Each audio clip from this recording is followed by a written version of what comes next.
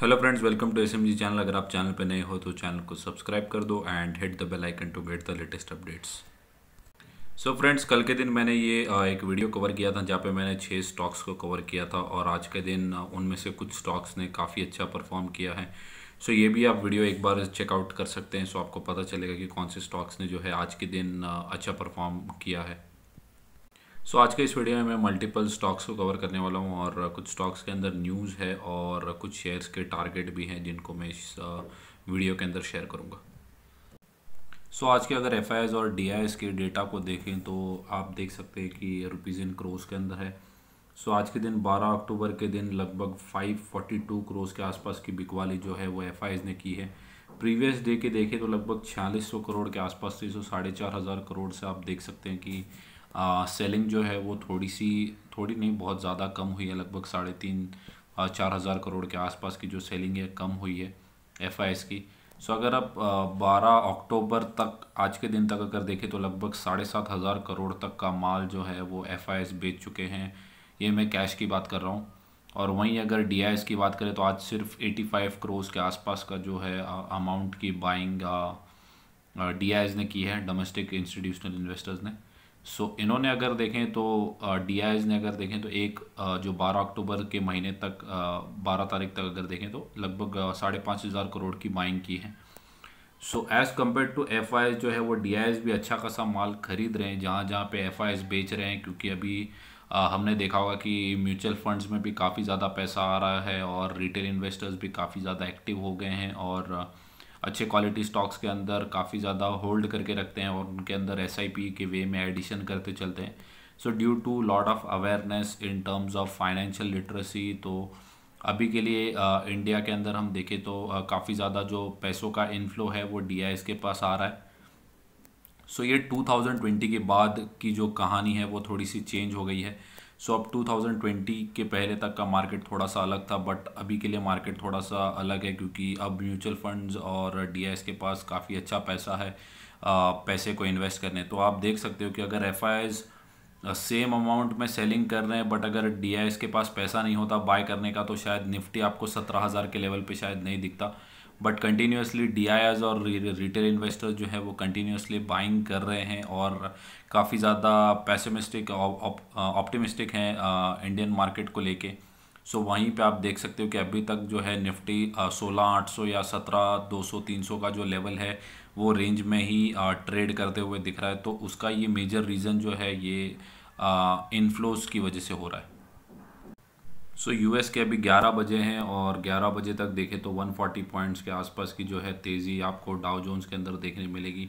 लगभग 29,400 के आसपास का जो लेवल है वो डाउ जोन्स अभी के लिए ट्रेड कर रहा है। सो देखेंगे कि पूरे रात भर में क्या होता है और बेस्ड ऑन दैट हमारा मार्केट भी उसके ऊपर रिएक्ट करेगा, फॉलोड बाय एसजीएक्स निफ्टी। सो पहली अगर न्यूज़ देखें तो ये जो न्यूज़ है वो टीपीएल प्लास्टिक लिमिटेड कंपनी है जिन्होंने आज के दिन अपने स्टॉक स्प्लिट की जो रिकॉर्ड डेट है उसको फिक्स कर दिया है। सो यहाँ पे आपको 1:5 के रेशियो में जो है स्प्लिट आपको मिलने वाला है। सो इनका फेस वैल्यू जो है वो अभी के लिए 10 रुपये है। सो जैसे ही ये स्प्लिट हो जाएगा तो 2 रुपीज़ पर इक्विटी शेयर फेस वैल्यू हो जाएगा इनका। और 20 अक्टूबर को जो है इन्होंने रिकॉर्ड डेट को तय किया है फॉर स्टॉक स्प्लिट। तो अगर आप टीपीएल प्लास्टिक को होल्ड करते हैं या आपके पोर्टफोलियो का हिस्सा है तो 20 अक्टूबर के दिन जो है स्टॉक स्प्लिट की लास्ट डेट है। सो अगर आप बाय करना चाहते हैं स्टॉक स्प्लिट के लिए तो 19 अक्टूबर के पहले आपको बाय करना होगा, बट मेरी सलाह बाइंग की नहीं है इसके अंदर, ना ही मैं ये स्टॉक को ट्रैक करता हूँ, तो मैं जस्ट इस शेयर को कवर कर रहा हूँ। सेकंड जो हमारा स्टॉक है वो है बजाज फिनसर्व। सो मेरे भी पोर्टफोलियो का हिस्सा है, काफ़ी बड़ी कंपनी है। बजाज फाइनेंस की भी पेरेंट कंपनी है। आज के दिन अगर देखें तो 1.28% के आसपास की जो तेज़ी थी वो इस स्टॉक के अंदर थी। स्टॉक ने अभी हाल ही में बोनस और स्प्लिट भी दिया था। सो स्टॉक मुझे लगता है कि लगभग 17,000 के आसपास ट्रेड कर रहा था और वहाँ से जो स्टॉक है उसने 1:5 का स्प्लिट और बोनस दोनों भी दिया। सो आपको एक शेयर के बदले 10 शेयर आपके डीमैट अकाउंट में मिले होंगे लेटली।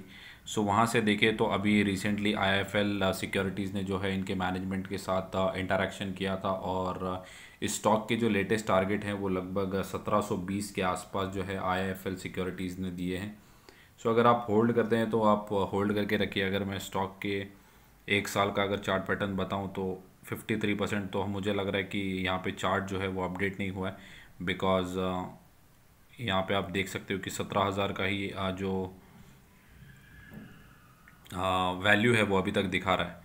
सो चार्ट यहाँ पे जो है वो रिफ्लेक्ट नहीं हुआ है। मार्केट कैप देखें तो लगभग 2.5 लाख करोड़ के आसपास की मार्केट कैप है, और कंपनी का अगर हाई देखें तो 1900 के आसपास जो है कंपनी का हाई है।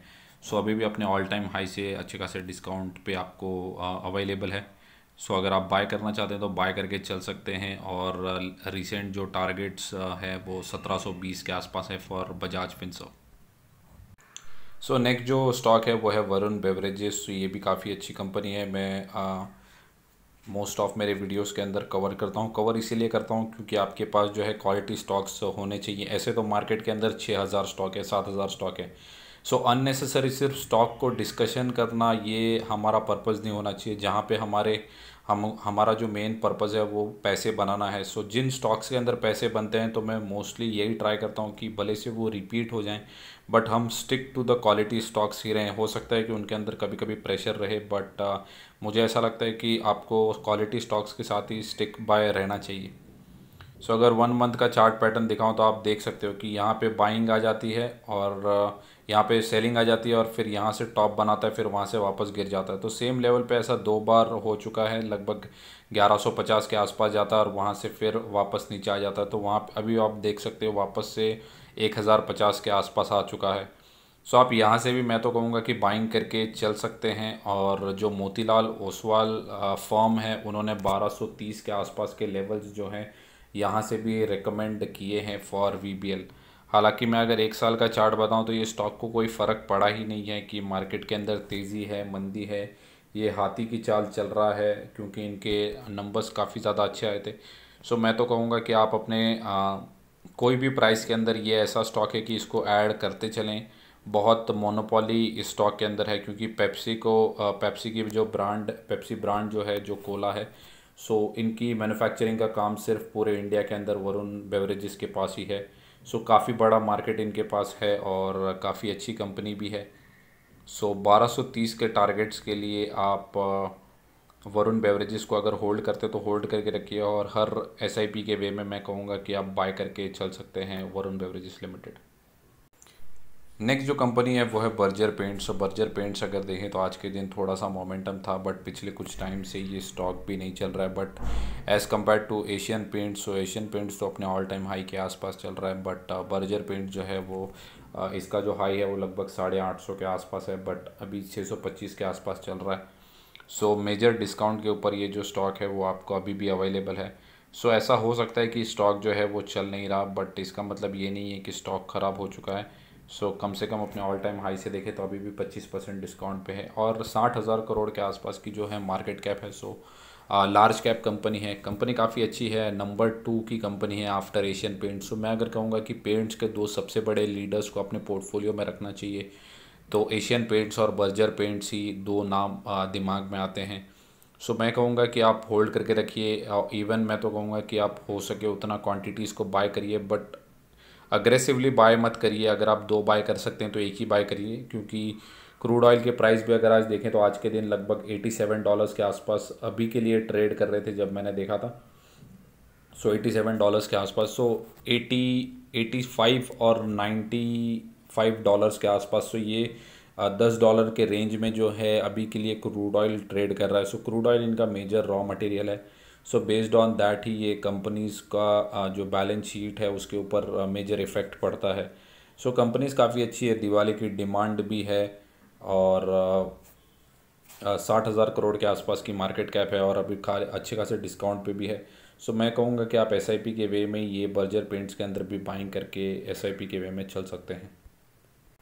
नेक्स्ट जो कंपनी है वो है येस बैंक। सो बैंकिंग सेक्टर की ये भी कंपनी है, बट मेरी कोई रिकमेंडेशन इसके अंदर नहीं है। सो अभी के लिए देखें तो लगभग 16 रुपये के आसपास जो है कंपनी ट्रेड कर रही है। कंपनी का पी जो है वो 33 के आसपास है, 40,000 करोड़ के आसपास की मार्केट कैप है। सो यहाँ पे देखें तो लगभग कंपनी का जो हाई है वो लगभग 18.5 रुपये के आसपास जो है कंपनी ट्रेड कर रही थी। एक महीने का चार्ट देखें तो कंपनी जो थी वो लगभग 18 रुपये के आसपास थी, और वहाँ से जो गिरावट होनी शुरू हुई, सो वहाँ से अब 16 रुपये के आसपास कंपनी आ चुकी है। सो मेरी कोई बाइंग की सलाह नहीं है। ये जो स्टॉक है वो buy on rumours sell on news का ये स्टॉक है। सो अगर आपको फिर भी ये स्टॉक के अंदर इन्वेस्ट करना है तो आप 500 हज़ार रुपये जो है 2,000 ऐसा जो स्मॉल अमाउंट है वो स्टॉक के अंदर इन्वेस्ट करके चल सकते हैं, ताकि अगर आपको ऐसा लगे कि इन फ्यूचर, और प्रीवियसली जो भी क्वार्टर्स थे इनके क्वार्टर्स अच्छे थे, पिछले 2-3 क्वार्टर्स मैंने प्रीवियस वीडियोस में डिस्कस भी किया था, क्वार्टर्स काफ़ी अच्छे थे। सो अपकमिंग Q2 के अंदर येस बैंक कैसा परफॉर्म करता है उसके बेसिस पे मुझे ऐसा लगता है कि प्राइस एक्शन जो है वो चार्ट के अंदर आपको देखने मिलेगा। सो इन फ्यूचर अगर Q2 के नंबर्स काफ़ी अच्छे आते हैं या अप टू द मार्क आते हैं तो मुझे ऐसा लगता है कि स्टॉक के अंदर रैली आ सकती है, जो कि 20 रुपये के 19-20 रुपये के आसपास है। बट बाइंग की कोई सलाह नहीं है, बट आप ऐसे ही टेम्पररी बेसिस पे, लर्निंग के बेसिस पे आप थोड़ा सा 500,000 रुपये तक का जो नेग्लिजिबल अमाउंट है उसको बाइंग करके फॉर येस बैंक अपने पोर्टफोलियो में रख सकते हैं। सो नेक्स्ट जो स्टॉक है वो है एमटार टेक्नोलॉजी। सो डिफेंस के सेक्टर में ये भी कंपनी यहाँ काम करती है। सो आज के दिन देखें तो लगभग 10 रुपये के आसपास की जो थी वो गिरावट थी। अभी के लिए देखें तो गवर्नमेंट का जो फोकस है वो मेनली रिन्यूएबल एनर्जी के ऊपर है, और दूसरा जो बड़ा फोकस है वो डिफेंस मैन्युफैक्चरिंग में है। सो ये जो है वो सबसे बड़े दो फोकस मुझे लगता है कि अभी के लिए करंट इंडिया के लिए मेजर टारगेट्स हैं। और अगर मैं 1 साल की भी चार्ट बताऊं तो 1 साल के अंदर कंपनी ने जो है कोई भी पैसे बना के नहीं दिए हैं। इनफैक्ट 35% के आसपास के नेगेटिव रिटर्न्स है। 4,000 करोड़ के आसपास की छोटी सी कंपनी है। सो अपने पोर्टफोलियो का बड़ा हिस्सा इस स्टॉक को नहीं देना है। कंपनी काफ़ी अच्छी है, डिफेंस सेक्टर में भी काम करती है, बट स्लोली एलोकेशन जो है इस कंपनी को, जैसे जैसे कंपनी का मार्केट कैप बढ़ता जाएगा आप अपने पोर्टफोलियो के अंदर भी एलोकेशन दे सकते हैं। बट मुश्किल से मैं कहूँगा कि 1-आधा% जो है अलोकेशन आप अपने पोर्टफोलियो के अंदर एमटार टेक्नोलॉजीज़ को दे सकते हैं। सो कंपनी काफ़ी अच्छी है, बट अभी के लिए परफॉर्म नहीं कर रही है, बिकॉज ओवरऑल मार्केट के अंदर भी आप देखें तो बड़े बड़े स्टॉक्स भी अभी के लिए 20-25% डिस्काउंट पे है। सो ये तो एक स्मॉल कैप का शेयर है। सो 35%, क्योंकि जहाँ पे स्मॉल कैप शेयर में अगर आप देखें तो तेज़ी जैसे होती है वैसे ही मंदी भी होती है। सो आपको दोनों अपसाइड और डाउनसाइड दोनों के लिए रेडी होना चाहिए अगर आप स्मॉल कैप और पेनी स्टॉक के अंदर इन्वेस्ट करते हैं तो। सो नेक्स्ट जो कंपनी है वो है डी मार्ट। सो डी मार्ट आज के दिन देखें तो 1% के आसपास का नेगेटिव रिटर्न्स है। कंपनी जो है 6 महीने से एक ही रेंज के अंदर ट्रेड करते हुए आपको दिखेगी। कंपनी लगभग 1 साल के अंदर आप देखें तो 18-20% के आसपास के जो है नेगेटिव रिटर्न्स कंपनी ने जनरेट करके दिए हैं। सो डी मार्ट का अगर आप देखें तो रिसेंटली जो रिपोर्ट आई थी, इन्होंने Q2 के अपडेट दिए थे, जहाँ पे इन्होंने अपना रेवेन्यू जो था वो 10,384 करोड़ के आसपास जो था इन्होंने दिया था। और वहीं अगर प्रीवियस ईयर की बात करें तो वो लगभग 7,500 के आसपास जो था इनका प्रीवियस ईयर का रेवेन्यू था। सो आप देखेंगे तो लगभग 35% के आसपास जो था इन्होंने ईयर ऑन ईयर अगर देखें तो जो ग्रोथ करके बताइए, 35% का रेवेन्यू ग्रोथ काफ़ी बड़ी बात होती है। सो 2.5 लाख करोड़ के आसपास की मार्केट कैप की कंपनी है। कंपनी काफ़ी अच्छी है, और इनके अंदर एक जो बड़ा फैक्टर ये है कि ये हर हर क्वार्टर में या हर ईयर ऑन ईयर बेसिस के अंदर अपने कंपनी के अंदर स्टोर्स को ऐड करते जाते हैं। तो जितने भी स्टोर्स ऐड होते जाएंगे उतना उनका रेवेन्यू बढ़ेगा, और रेवेन्यू अगर बढ़ता है तो आपका प्रॉफिट भी बढ़ेगा। प्रॉफिट बढ़ेगा तो ईपीएस बढ़ेगा, और ईपीएस बढ़ेगा तो चार्ट में आपको 101% दिखना ही दिखना है। सो ये एक साइकिल होता है, बट अभी के लिए स्टॉक परफॉर्म नहीं कर रहा। बट Q2 के नंबर्स अगर बहुत अच्छे आए तो, और मार्केट भी स्टेबल रहा, तो आपको मुझे लगता है कि 5,000 के लेवल जो है वो अभी के लिए तो देखने मिलेंगे। दिवाली भी है, कंजम्पशन है, क्रिसमस है। सो प्रीवियसली मैंने वीडियो बना के मैंने वहाँ पे बताया था कि 6,000 के लेवल्स भी जो है वो आपको मिड टू लॉन्ग टर्म के अंदर देखने मिलेंगे। सो आपको बाय करके होल्ड करना आना चाहिए क्वालिटी स्टॉक्स को। हो सकता है कि स्टॉक्स परफॉर्म ना करे, बट एवेन्यू सुपरमार्ट से अगर आप देखें तो आप डी मार्ट में जाते हैं, वहाँ पे आप देख सकते हैं कि कितनी भीड़ है, क्या है, लोगों का कंजम्पशन पावर कितना हाई है। सो ये कंपनीज़ को लॉन्ग टर्म में के अंदर काफ़ी बेनिफिट होगा। सो आप अपने पोर्टफोलियो के अंदर ऐड करके चल सकते हैं। पिछले 1 साल के अंदर स्टॉक चला ही नहीं है, सेम रेंज के अंदर 4 से 4,500 के लेवल के अंदर ही ट्रेड हो रहा है। सो आप यहाँ पे भी क्वांटिटीज़ को ऐड करके चल सकते हैं। नेक्स्ट जो स्टॉक है वो है बालाजी अमाइंस। सो स्पेशलिटी केमिकल्स की ये कंपनी है, बट अगर आप 1 महीने में देखें तो 1 महीने के अंदर कंपनी जो थी वो 3600 के आसपास थी, और वहाँ से जो वाइप आउट हुआ है, सो आप देख सकते हैं 16% के आसपास का जो नेगेटिव रिटर्न्स कंपनी ने जनरेट करके दिया है। 6 मंथ्स में भी अगर देखें, 1 साल के अंदर देखें तो कंपनी जो थी वो लगभग 5000 के आसपास थी, मुझे ऐसा लगता है। सो वहाँ से आप देखें तो 30% के आसपास का डिस्काउंट आपको अभी भी अवेलेबल है। और कंपनी अगर आप देखो तो विद इन 1 मंथ जो है 3800 से करेक्ट होके 3000 के आसपास जो आ गई है। तो मुझे ऐसा लगता है कि 3000 का काफ़ी बड़ा सपोर्ट बालाजी अमाइंस का है। सो यहाँ पे आप बाय करके चल सकते हैं। 3800 के लेवल जो है वो आपको वापस से बालाजी अमाइंस के अंदर शॉर्ट टर्म के अंदर देखने मिल सकते हैं। और Q2 के नंबर्स अगर बहुत ही अगर अच्छे आ गए तो 4000 के भी लेवल्स आपको बालाजी अमाइंस के अंदर देखने मिल सकते हैं।